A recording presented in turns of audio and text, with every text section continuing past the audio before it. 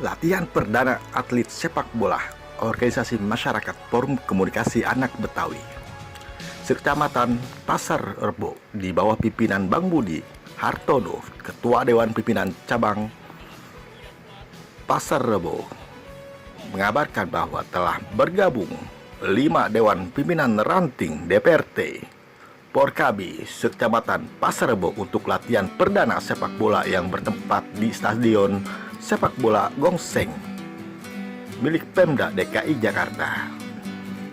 Bang Budi menjelaskan latihan perdana untuk menggali potensi-potensi sumber daya manusia Porkabi yang memiliki bakat sepak bola agar bisa mengembangkan bakatnya sesuai visi dan misi organisasi Porkabi.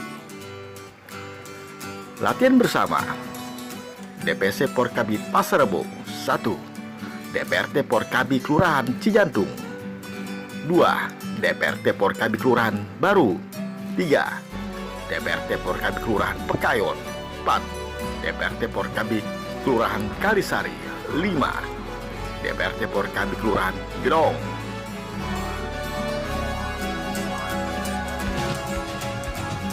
Di Pasar Rebo sebelumnya pernah menghasilkan atlet sepak bola nasional dan dunia. 1.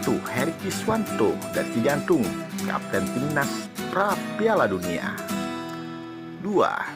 Kiper nasional Kurnia Mega dari Kelurahan Baru Pasar Rebo, imbuhnya dari Bang Budi.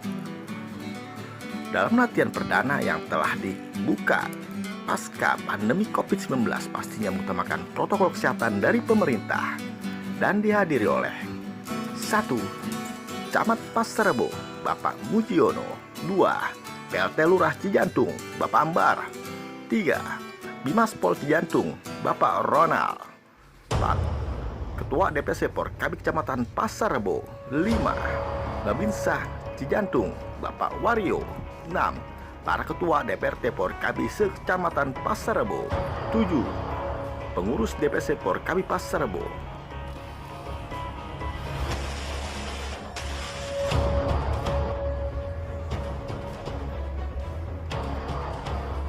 Dalam latihan perdana sepak bola untuk rencana tanggal 24 November 2021, Pak Gubernur akan membuka Piala Suratin Cup tempat Stadion Gor Ciracas dan Stadion Gongseng Cijantung.